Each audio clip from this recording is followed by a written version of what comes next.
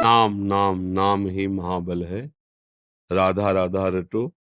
तुम्हारे दो ही बच्चे हैं, प्रभु के अनंत बच्चे हैं। सब जीव जंतु पशु पक्षी सबका कोई कोई 40-40 किलो मांस एक बार आहार करता है। भगवान का वो भी बच्चा भूखा नहीं रहता। मतलब जैसे पशु पक्षी ऐसे ऐसे, अब जैसे हाथी है उसे मनों में चाहिए, कुंतलों में आहार चाहिए, लेकिन भगवान उसको भी भूखा नहीं देते, वो भी स्वस्थ रहता है। मांसाहारी पशुओं को मांस देते हैं, भगवान जिसको जो चाहे वो भोजन देते हैं। तो इसलिए हमें अपने बच्चों के लिए प्रयास करना है, पर दुखी नहीं होना है। उनका भी तो भाग्य है, भगवान उनके भी तो पिता हैं, उनकी रक्षा करेंगे। नाम जप करो और भगवान के भरोसे रहो, तभी मंगल। भगवान के भरोसे हो जाओ तो सब मंगल हो जाएगा। हम मान लो पति चल गए तो आप कब तक टिकेंगे? हो सकता है कि आप बच्चों की परवरिश लायक न रहें, फिर कौन करेगा? दुखी मत हो। सर्वलोक महेश्वर भगवान, एक बार सोझा जी का चरित्र हमने कई बार सुनाया है कि उनको गृहस्थी से वैराग्य हुआ।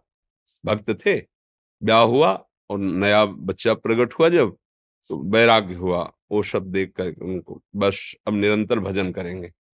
पत्नी से कहा कि धर्म कहता है कि जब वैराग्य की भावना हो तो पत्नी को सूचना देनी चाहिए। तो हम आपको सूचित करते हैं, हम कल सुबह 3 बजे घर से भाग जाएंगे। तो उसने कहा हम आपके साथ चलेंगे।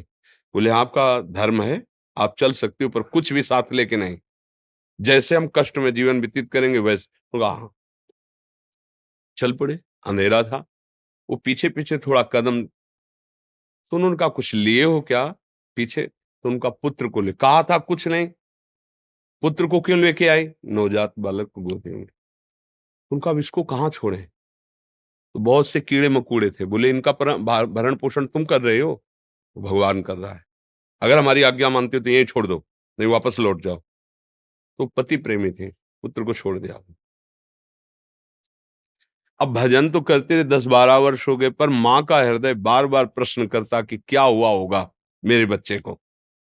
सोजा जी ने देखा कि इनकी मना स्थिति जो है, तो उनका चलो एक बार गांव चलते हैं। तो अपनी जन्मभूमि के दूर रुके। गांव के लोग आए तो बाल बढ़ गए थे, सहसा नहीं पहचान पाए। तो उन्होंने कहा कि तुम्हारे गांव में एक सोझा जी रहते थे, और जब वैराग्य से घर से निकले तो उनकी पत्नी पुत्र लेके निकली थी। तुम्हें पता है उस पुत्र का क्या हुआ? उनका हाँ हाँ। जेवी सोझा जी गए तो सोझा जी के मित्र थे राजा, उन्होंने अपने सैनिकों से खोज करवाई। तो जब खोज करवाई तो पुत्र मिल गया।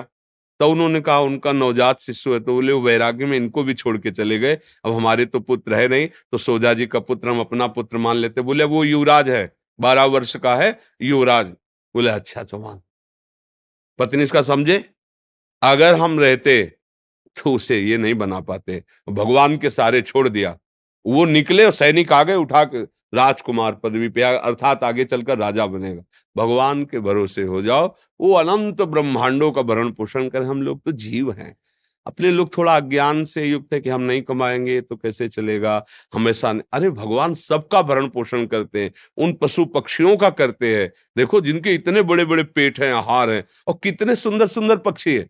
अपने लोग तो वो सब लगा लोगों के गाल चिकने करते हैं, वो पेस्टो वेस्टो जैसा आता है, क्या कहते हैं उसे, क्रीम व्रीम ऐसे लगा के।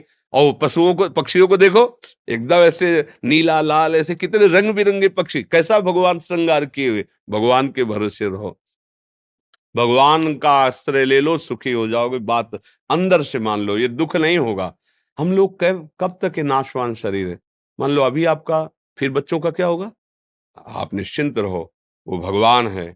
वो आज तक कभी ऐसा नहीं हुआ, वो अनाथों का नाथ है। आप जितना सुख नहीं पहुंचा सकते उतना वो सुख पहुंचाते हैं। और जब तक अहंकार रहता है तब तक लगता है कि मैं कर रहा हूं, जब अहंकार गलित हो जाता है तो दिखाई देता है कि वही विश्व ब्रह्मांड में उसी का सारा खेल चल रहा है। केवल हम अज्ञान से समझते हैं कि अगर हम अपने परिवार का भरण पोषण न करें तो परिवार मर जाएगा, लेकिन जब वो मर जाता है तो अच्छे से परिवार का भरण पोषण होता है। थोड़े दिन शोक रहता है, फिर वैसे ही सब। तो इसलिए सावधान रहो, नाम जप करो, तो भगवद आश्रित रहो। भगवान सबका भरण पोषण करते हैं, तुम्हारे बच्चे का भी भरण पोषण वही करेंगे।